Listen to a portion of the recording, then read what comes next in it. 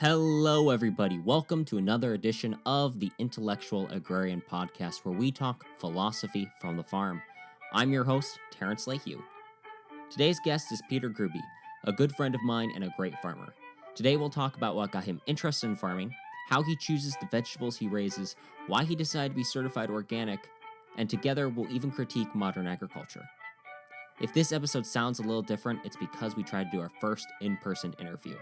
So please enjoy our conversation.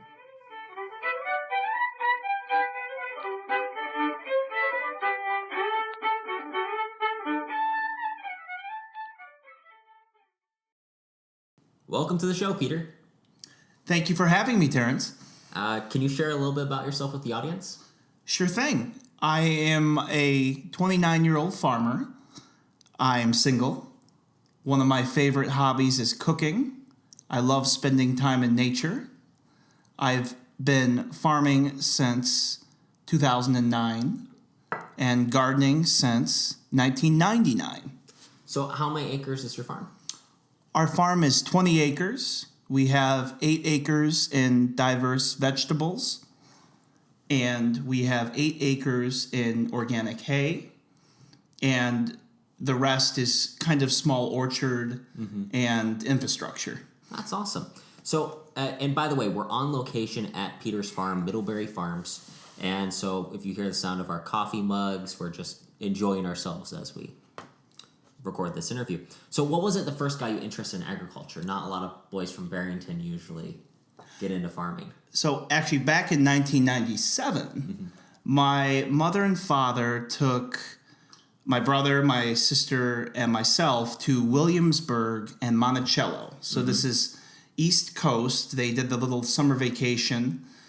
And Williamsburg, you're able to tour the old colonial town of Williamsburg. You get to go to the old estates. They have the gardens going. And I saw what an actual vegetable garden looked like on a fourth of an acre or half of an acre.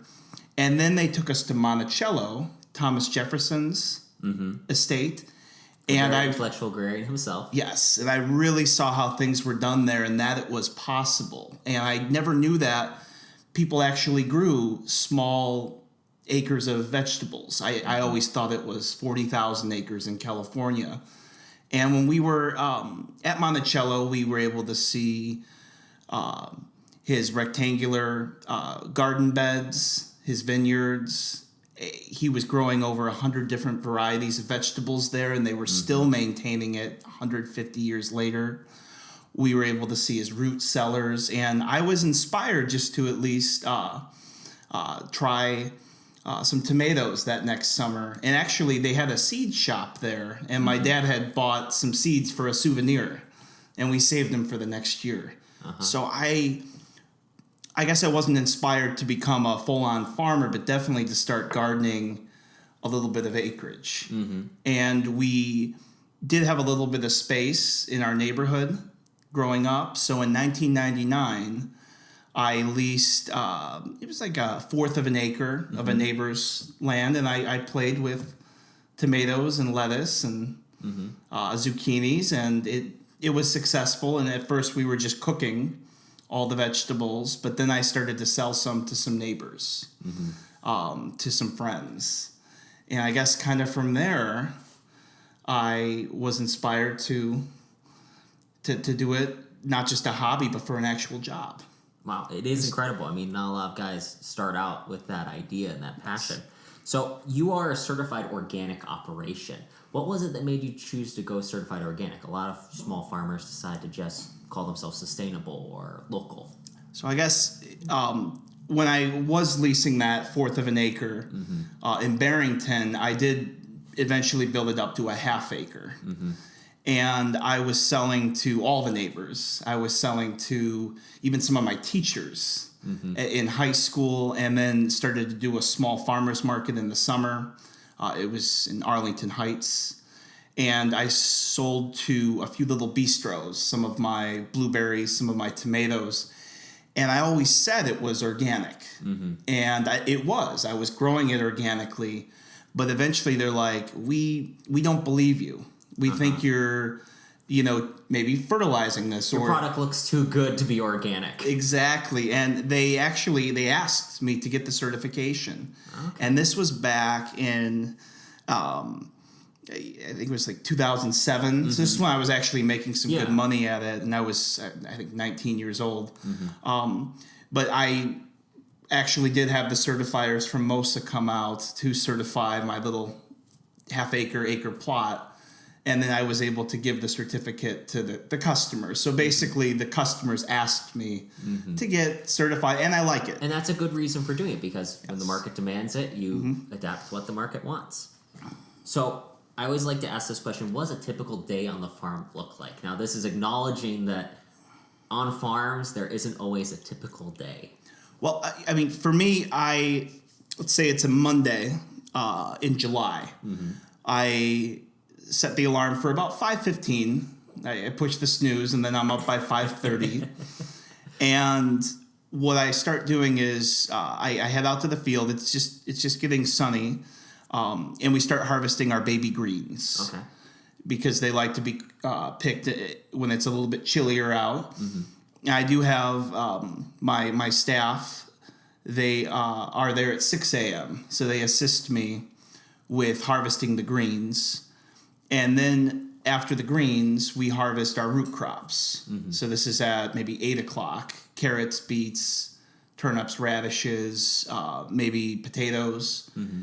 And from, I'd say 8 to 9, we're harvesting whatever else we need for the day. And then from 9 to about 9:30, we finish the washing, packaging process. And myself, I start delivering the products to the restaurants, whoever ordered the day before. Mm-hmm. And now while I'm delivering, my staff is actually picking the bigger crops. They're picking the winter squash or the melons or the tomatoes, which like to be picked in the middle of the day when it's not, there's no moisture. Yeah. And so I'm delivering. I'm normally back by 2, kind of making sure they've picked all their products. And then I'm actually packaging the tomatoes and all the other crops and getting them ready for the next day. Mm-hmm. And so that's 2 to 4. And then at 4, the staff goes home. And that's when I get a few farm chores done. Maybe seeding the next succession of baby greens or root crops or green beans till about 6. And at that point, I go out and maybe I'm having a friend or a date over. I go out and harvest some personal lettuce, personal tomatoes, and make a nice salad, make maybe a little appetizer. And then I kind of rest and enjoy my evenings with some friends. Yeah. And I'm normally in bed by about 9:30, because I'm beat at that point. But I can imagine by that point it sounds tiring by that point. So it could be 12-hour days sometimes, easily. That's the life of a farmer. I enjoy it, though. Good. Yes. So how many different varieties of crops do you graze, I mean, in terms of produce? We varieties, I'd say 100 varieties, because we grow a lot of different varieties of the tomatoes, like the old heirlooms, like Brandywine, the Cherokee Purple, the black cherry tomato. But mainly we stick to about 40 vegetables and 6 or 7 herbs, and our melons are only fruit. Yeah. If you don't mind my asking, so what's like the best tomato for a burger? I know that we're just starting to get warm weather, but I'm already thinking about grilling. There's a variety called Moscovich. It's an Italian heirloom. Big, red, juicy, but large enough to cut and put on a burger. Sometimes the Cherokees are a little bit too small. But the Moscovich is my favorite heirloom. And it's just your typical big red tomato. Big red tomato. Yes. So how do you usually market your products? You mentioned restaurants, you mentioned farmers markets. How do you prefer to? Well, we do actually dine at some of these restaurants in the winter. Yeah. And at that point, I kind of mention if the restaurant is, good quality up to my standards, because I only like to go to some of the best restaurants. But if it is, I normally mention maybe to the bartender or the manager, hey, I have a certified organic vegetable farm and we grow seasonal produce. And what I would do is give them a card and set a meeting. Mm-hmm. So mostly restaurants, that's how the outlet you choose to go at right now? For right now, yes. I enjoy working with the restaurants the best. Yeah. Throughout your farm, you have quite a bit of vegetable diversity. I mean, you already said you have over 100 different varieties. What is it that makes you choose what you're growing next? Actually, based on what some of the chefs request.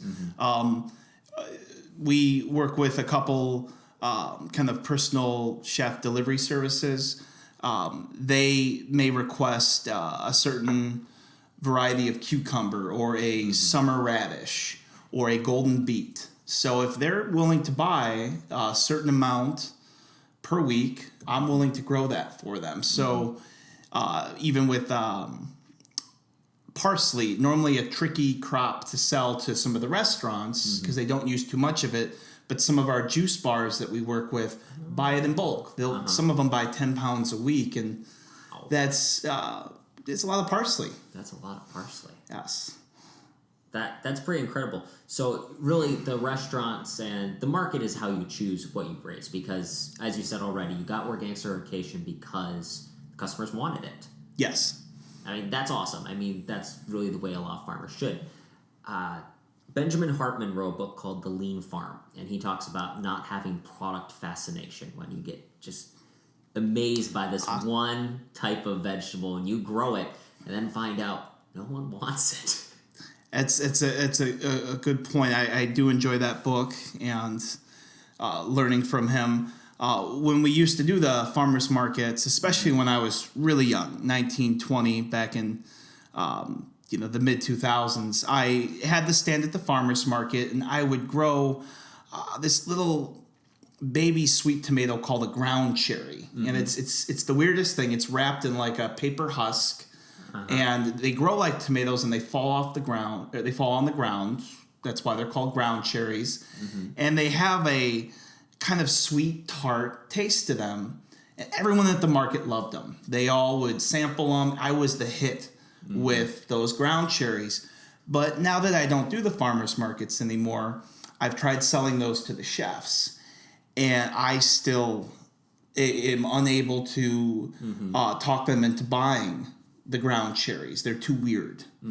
So now I maybe grow a few for personal, but no longer grow bulk ground cherries. I mean, it's interesting that that's the way that works because, I mean, when you're a farmer's market, people like looking at the different. I mean, they like, because, I mean, of all these rows of vegetables, which is the vendor that has that something that makes them attract to it? Yes. Whereas the restaurant, I mean, when you're going out for a meal, you want something that's at least vaguely normal. Yes. It's tough to sell a white eggplant to an Italian chef who wants a nice meaty purple eggplant. It's really interesting how that works. Yes. So shifting gears here, what do you think are some of the pertinent issues facing agriculture today? I mean, do you have any critique to sustainable agriculture? I'm just curious, since you've obviously been in it for quite a bit now. You've seen quite a bit of it. It does work. I wish I was able to expand. I wish that vegetable farmers were treated somewhat like the feed corn farmers. Yeah.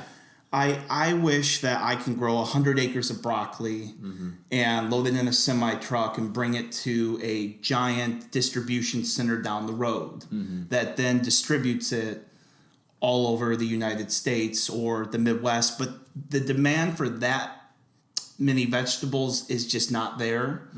Is it sustainable? Could we do it? Yes. I think it has to do with the American diet, actually. People like their processed food right now. People like their meat. Yes. And people like their soft drinks. And unfortunately, something like kale is only a niche market. You don't think they're going to come out with the kale soda from Pepsi anytime soon? Not in my lifetime, no. Even if I live to 100, I don't think so. And I wish it was a little different just so I could expand, but I am blessed that I am able to sell my 10 acres or possibly maybe someday 20, but I don't see it getting bigger than that. And it is sustainable for me. But I think I don't think the government supports it enough. I think they're putting all their research into corn and soy and meat. I think vegetables is kind of forgotten about. And we kind of only are selling to maybe, I would say, 5% of the population. Wow. And so like, I wish there was room to grow. And Literally. maybe we'll see it. But like you said, no one's going to start eating kale chip Doritos. Yeah, no, that's not going to happen. Wouldn't it be a funny world if they... It'd be an interesting... It would be good for me because then I could grow hundreds of acres. Could grow hundreds of acres of kale. Yes. Okay, so what do you think agriculture is doing right? I mean, especially sustainable agriculture. What do you think is what's making it work in a lot of these areas? We have worked with the land more. I've noticed even on the corn farms, they're starting to grow a hairy veg crop in between their planting cycles. We are starting to care more for the future of the land. We're growing, more natural. I am seeing a lot of the farmers spraying less, not concentrating as much on the chemicals, the fertilizers. A lot of them are building their soil, the big guys and the small guys. So I think that's a good thing. I think there is a lot of education available now at these farming expos, at even sometimes your local community college offers the resources, and of course the internet. I'm able to look up a farmer in British Columbia growing tomatoes in the middle of the winter, and I could learn from that. So I think we're all connected better. I also think that everyone who is purchasing the vegetables has a high standard of quality, which is good. Which keeps us keeps you accountable. Yes, it lets the farmers that do a great job like you stay in business, and the farmers that are kind of just throwing seeds in the field and walking away don't do as well. And they kind of stick to their gardens, and that's fine, but they can't. They don't really affect me anymore. At the markets, they did though. You'd have a lot of young or old people who just want to have a garden and bring a bunch of green beans to sell. Yeah. So, okay, from your experience in farmers markets, just kind of tailing back to this, what are a couple pointers you'd give a person walking to a farmer's market? Like, what's something you think that they should be looking for? They should look... Especially the produce. They should look for a table that is diverse. They should also question the farmer and make sure that man or woman was growing those crops.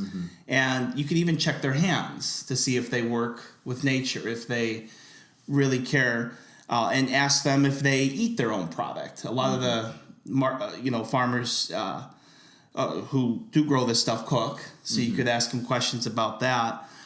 You want to look for a stand also that's not too big, not 20 tables, because at that point they're most likely purchasing a lot of those products from Kentucky, Georgia, and then selling them for a higher price here, especially like the peach farmers. Beware of those guys.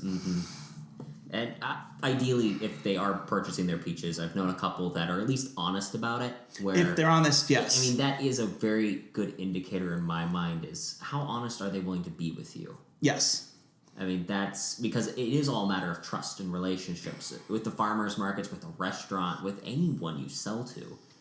Because even with the restaurants, some people could do the same thing. They could sell old tomatoes, or they could even lie and say it's organic, and it's not. That's why what kind of makes me stand out is having the certificate. And you think that gives you a little bit of a leg up when you go to these restaurants? It does. Yes. Most of them ask right away, if you say you're a vegetable farmer, they're like, oh, do you do it organically? Right away. Almost every time. That's awesome. So it works. And it's working out well. I would say there's about 30 or 40 restaurants in the northwest suburbs that are into this and that we work with. And we'd like to expand possibly to even the North Shore someday and Chicago. Yeah. I mean, you're close enough to it. Yes. So I mean, that's the beauty of being where you are, is that you're just you're outside enough that you're not connected to it. You're not too close, but you're not too far away either. It's nice. No one bugs me out here. Yeah, so. yeah. Okay, this is slightly off topic. I didn't prepare you for this question, but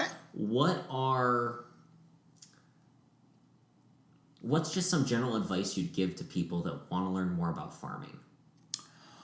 I would say, to learn from my mistakes, right away you should work for a organic vegetable operation, organic fruit operation, even an organic meat operation. And work, there maybe for a season, even intern. That way you kind of know if it's really for you. Because it's not for everyone. No. And I kind of, had to teach myself. There wasn't this was before Facebook. This was before even Google. Open source farming that we've come to know and love. And I would say also they should go to these expos that are available, like the Moses Expo. There's really some in every region. There's the expo, the Fruit and Vegetable Grower Expo up in Grand Rapids in December. I've been going there since I was 19. You get a lot from that. You meet other farmers. You connect with all the companies in the industry, like the seed companies, the tool companies, the certification services. But I would say try it out for a few years. Maybe even have your own garden, lease a couple garden plots in your community, wherever you can find a little bit of land, and see how you like it. And if you like it, after 3 years, go for it.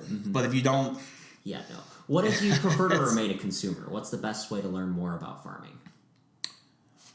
Oh, sorry. From a consumer standpoint. So I like to go buy X, Y, and Z rather than raise it myself. What's a good way for me to learn about, like, when I'm talking to a farmer, to know what he's talking about? Again, you could...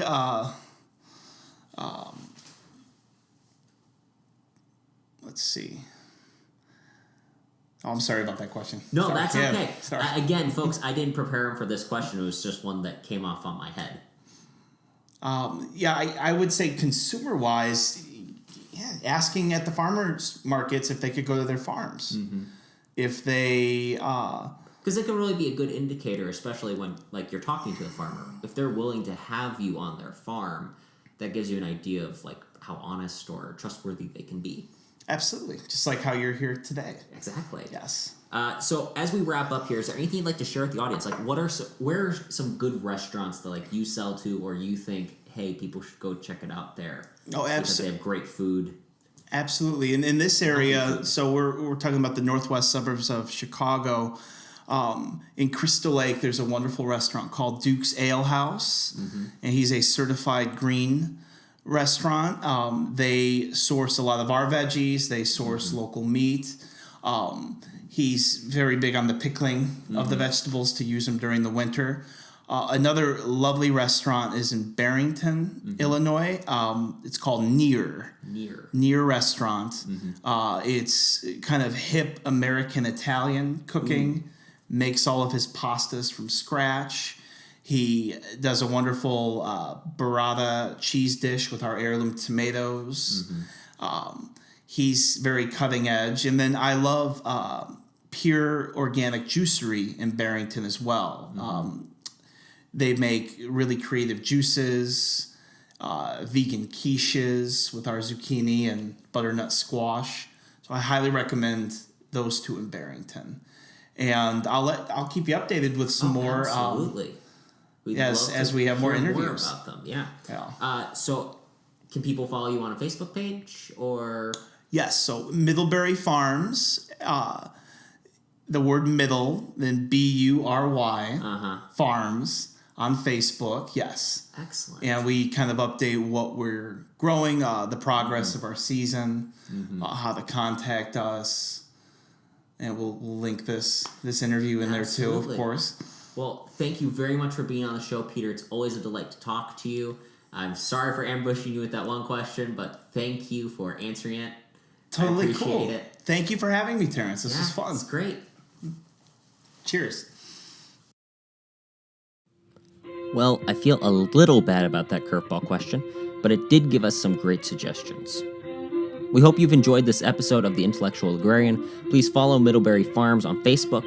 The link is in the description, along with all of the links on how to follow our fantastic content we'll have for you every week. Be sure to watch our Field Notes tour of Peter's farm on YouTube. That link will be in the description below also. If you've enjoyed our podcast, please subscribe to whatever listening medium you're using and leave a nice review.